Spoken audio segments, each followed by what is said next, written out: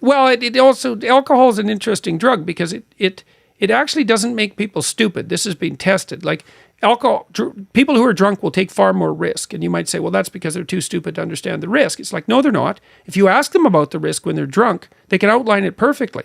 What it stops them from doing is caring about the risk. It's actually, and that's part of the anti-anxiety component. It's like, yeah, the risk is, that's why you can drive around drunk at high speed in a car, which is a really stupid thing to do. Yeah. We used to do that in the back roads of northern Alberta. It's fun. Yeah.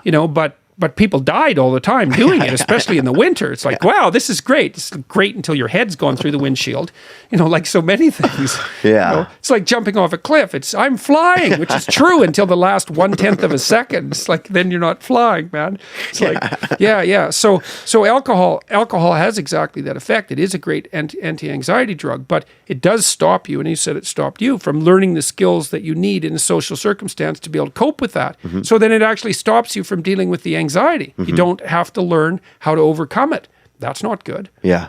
So you're not really learning. You're kind of just staying in the.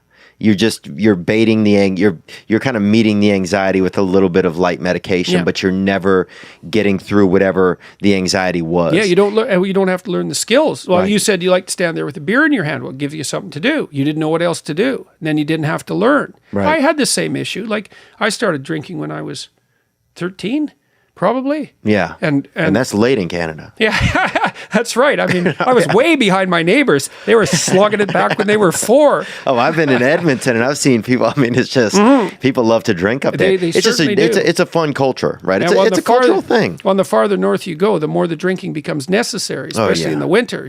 So, and there's not that much to do in those isolated small towns. Yeah, I drink my own blood probably. Yeah, well, that's enough, it. Well, that's funny. When I used to go back to the little town I was from when I was an adult, even if I hadn't really had anything to drink for years, it was like, well, what are we going to do? Well, let's go to the bar. Why? Well, because there actually isn't anything else to do.